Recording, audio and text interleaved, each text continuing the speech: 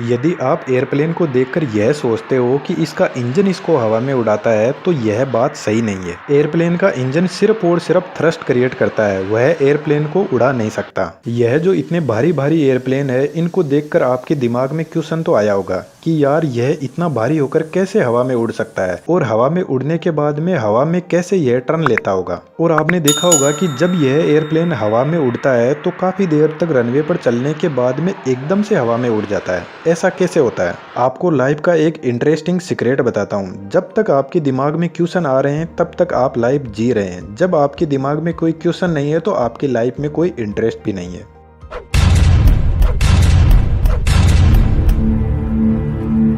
आज के जो मॉडर्न एयरक्राफ्ट है जिनका वजन 400, 500, 600 टन तक होता है, और यह इतने भारी वजन को लेकर आसानी से उड़ जाते हैं, लेकिन इनके पीछे जो इनकी उड़ने की प्रोसेस होती है वह बहुत ही कॉम्प्लेक्स प्रोसेस होती है, और जो पायलट होता है उसकी बहुत ही ज़्यादा रेस्पॉन्सिबल जॉब होती है एयरप्लेन में। सबसे पहले अपन यह जानते हैं कि यह एयरप्लेन हवा में कैसे उड़ता है। एयरप्लेन को हवा में उड़ने के लिए मेनली 4 चीज़ों का सामना करना पड़ता है, और यही एयरप्लेन को हवा में उड़ाते हैं। नंबर 1 है थ्रस्ट, नंबर 2 है ड्रैग, और नंबर 3 है वेट, और नंबर 4 है लिफ्ट। सबसे पहले थ्रस्ट को समझते हैं। थ्रस्ट इंजन से क्रिएट होता है, और एयरप्लेन के दोनों साइड विंग पर 2 इंजन लगे रहते हैं, और यदि कोई बड़ा एयरप्लेन है तो ज़्यादा इंजन भी लगे रहते हैं। एयरप्लेन का इंजन हवा को आगे से खींचता है और हवा को कंप्रेस करके पीछे की तरफ स्पीड में छोड़ देता है, और बदले में हवा इंजन को आगे की तरफ फोर्स लगाती है, जिससे हमारा एयरप्लेन आगे बढ़ता है। और यही न्यूटन का 3rd लॉ ऑफ मोशन है। तो इंजन सिर्फ और सिर्फ एयरप्लेन को आगे की तरफ फोर्स लगाता है।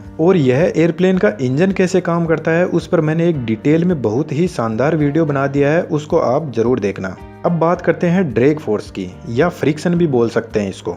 जब आप अपनी कार से ट्रेवल करते हैं और कभी कार की विंडो से यदि हाथ बाहर निकालते हैं तो आपके हाथ को एक फोर्स फील होगा जो हवा का फोर्स होगा, और यह आपके हाथ को पीछे की तरफ ले जाने की कोशिश करेगा। लेकिन यहाँ पर जो हमारी कार है उसका थ्रस्ट ज्यादा होता है और हमारा हाथ भी मजबूत होता है, तो हम कार के साथ में चलते रहते हैं। लेकिन सोचो यदि हमारी कार की स्पीड 3-4 हजार किलोमीटर पर आवर है, तो उस कंडीशन में यदि अपन कार से हाथ बाहर निकाले तो हवा का इतना ज्यादा ड्रैग फोर्स लगेगा कि हमारा हाथ टूट जाएगा, और ऊपर से यदि इतनी स्पीड में कार चल रही है तो उसमें आग भी लग सकती है। क्योंकि आपने देखा होगा कि जब कोई एस्ट्रॉइड टूटता है तो जब वह हवा में स्पीड में ट्रेवल करता है तो फ्रिक्शन की वजह से उसमें आग लग जाती है और वह हमें चमकता हुआ दिखाई देता है। तो ऐसा इस एयरप्लेन में भी हो सकता है। तो एयरप्लेन का स्ट्रक्चर एरोडायनामिक्स टाइप में बनाया जाता है ताकि जो एयर का ड्रैग फोर्स है उसको कम किया जा सके और उसमें आग भी ना लगे। अब आता है वेट और लिफ्ट। वेट होता है एयरप्लेन का वेट, और लिफ्ट होता है जो एयरप्लेन को हवा में लेकर जाता है। जब एयरप्लेन का लिफ्ट फोर्स उसके वेट से ज्यादा होगा तभी एयरप्लेन हवा में उड़ पाएगा। उसके लिए जो एयरप्लेन के विंग होते हैं वह जिम्मेदार होते हैं। एयरप्लेन के विंग ही लिफ्ट फोर्स प्रोवाइड करवाते हैं। अब अपन इस लिफ्ट और वेट को थोड़ा आसान भाषा में समझते हैं। यह जो एयरप्लेन होता है इसके विंग और इसके जो पीछे की टेल होती है यह मूविंग पार्ट होते हैं। ऐसा नहीं है कि इनका स्ट्रक्चर एकदम फिक्स होता है। इन्हीं को एडजस्ट करके एयरप्लेन टेक ऑफ करता है और लैंड करता है। यह विंग फ्लूइड मैकेनिक्स की हेल्प से अपने विंग्स की पोजीशन एडजस्ट करते रहते हैं, और इन टेक्नोलॉजी को एयरफॉइल मैकेनिज्म भी कहते हैं। एयरफॉइल मैकेनिज्म की हेल्प से ही यह एयरप्लेन हवा में उड़ता है। एयरप्लेन के पीछे की तरफ यदि देखोगे तो पीछे की तरफ इसकी टेल है, जहां पर यह जो छोटे छोटे विंग लगे हैं उनको एलिवेटर बोलते हैं, और यह जो बीच में बना हुआ है इसको रडर बोलते हैं। एलिवेटर जो भी एयरक्राफ्ट पर वर्टिकल फोर्स लगता है उसको एडजस्ट करते हैं, और रडर एयरक्राफ्ट के हॉरिजॉन्टल फोर्स को मैनेज करता है। अब यह जो रडर और एलिवेटर है यह भी अपनी पोजीशन चेंज करते रहते हैं, अपनी मर्जी से नहीं, नीड के अकॉर्डिंग। अब यह जो एयरफॉइल मैकेनिज्म है जो इस एयरप्लेन को हवा में उड़ाता है इसको थोड़ा सा समझ लेते हैं। देखिए, जब एक एयरफॉइल हवा में उड़ता है तो वह लिफ्ट फोर्स प्रोवाइड करता है। इस एयरफॉइल का स्ट्रक्चर देखिए। इस एयरफॉइल के आगे और पीछे के हिस्से को स्लेट और फ्लैप बोलते हैं, और यह स्लेट और फ्लैप अपनी पोजीशन जरूरत के हिसाब से एडजस्ट करते रहते हैं। यदि इस एयरफॉइल को आप सही से देखोगे तो सामने से जो हवा आ रही है उसको यह पीछे की तरफ से नीचे की तरफ दबा रहा है। तो जो भी हवा इस एयरफॉइल के नीचे होगी उसका प्रेशर ज्यादा होगा, और जो हवा इस एयरफॉइल के ऊपर होगी उसका प्रेशर कम होगा। अब यह जो प्रेशर का डिफरेंस है ना, इसी से एयरप्लेन को ऊपर फोर्स लगता है। जब हवा का प्रेशर ऊपर की तरफ कम है तो यह एयरक्राफ्ट ज्यादा प्रेशर से कम प्रेशर वाली साइड की तरफ जाएगा, और इसी तरीके से इस एयरफॉइल मैकेनिज्म से जो एयरक्राफ्ट के विंग होते हैं उन पर ऊपर की तरफ लिफ्ट फोर्स लगता है। वैसे यह एयरफॉइल मैकेनिज्म थोड़ी सी कॉम्प्लेक्स फिजिक्स का कंसेप्ट है जिसको कभी और वीडियो में समझेंगे।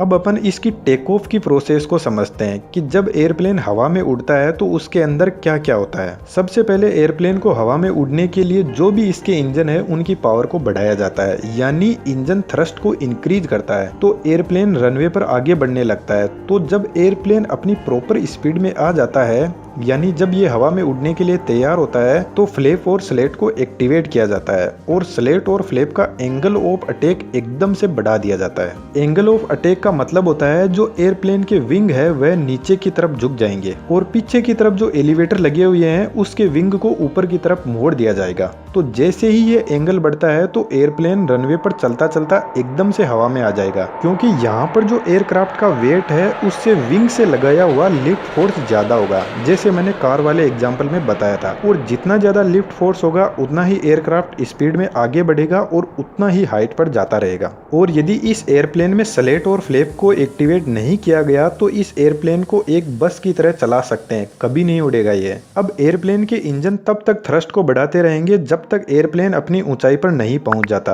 और जब एयरप्लेन अपनी जरूरत की ऊंचाई पर पहुंच जाता है तो विंग का जो एंगल ऑफ अटैक है उसको कम कर दिया जाता है और इस केस में एयरप्लेन का वेट लिफ्ट फोर्स के बराबर में होगा। तो इंजन को थ्रस्ट भी कम जनरेट करना होगा और फ्यूल की कंजम्पशन भी कम होगी। एक बार जब एयरप्लेन रनवे से हवा में आ जाता है तो एयरप्लेन अपने टायर को भी अंदर छुपा लेता है ताकि जो हवा का ड्रैग फोर्स है उसको कम किया जा सके। चलो, अपना एयरप्लेन हवा में तो उड़ गया सक्सेसफुली। अब बात आती है यह हवा में टर्न कैसे लेता है। देखिए, यह भी एक गजब की साइंस है। दो तरीके हैं एयरप्लेन को हवा में टर्न लेने के लिए। पहला, यदि हम पीछे की तरफ यह जो रडर लगा है उसको यदि एडजस्ट करें तो एयरप्लेन टर्न ले सकता है, लेकिन इस कंडीशन में जब एयरप्लेन टर्न लेगा तो जो भी इसके अंदर पैसेंजर है उनको एक साइड में धक्का लगेगा। तो फिर ऐसा क्यों किया जाए, यहाँ पर तो हवा है, हम जैसे चाहे वैसा टर्न ले सकते हैं और यह प्रैक्टिकल मेथड भी नहीं है। तो इसके लिए पायलट एक दूसरा मेथड यूज करते हैं। इस तरीके में एयरप्लेन के विंग है उनको एक को नीचे की तरफ कर दिया जाता है और दूसरे को ऊपर की तरफ कर दिया जाता है। जब ऐसा किया जाएगा तो एयरप्लेन ऐसे तिरछा हो जाएगा। अब इसमें दिक्कत यह आती है कि जब एयरप्लेन इस पोजीशन में होगा तो एयरप्लेन के एक विंग पर तो ज्यादा फोर्स लगेगा और एक विंग पर बहुत कम फोर्स लगेगा, और एयरप्लेन का जो फोर्स लगेगा वह भी वर्टिकल नहीं होगा, ऐसे थोड़ा तिरछा ही हो जाएगा।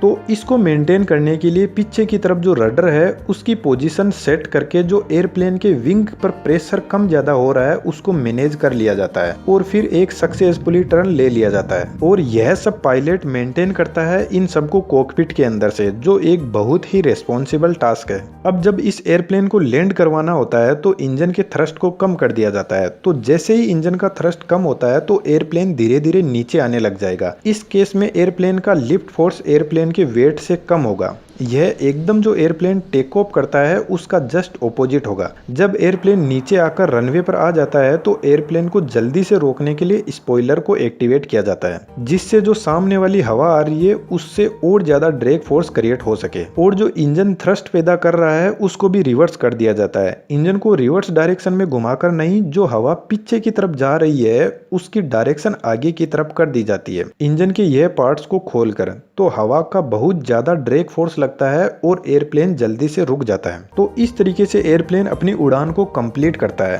कैसा लगा आपको यह वीडियो जरूर कमेंट बॉक्स में बताना, और वीडियो यदि आपको अच्छा लगता है तो चैनल को सब्सक्राइब जरूर कीजिएगा। और ऐसे ही इंटरेस्टिंग वीडियो आप चैनल पर विजिट करोगे तो आपको देखने को मिलेंगे। Thank you.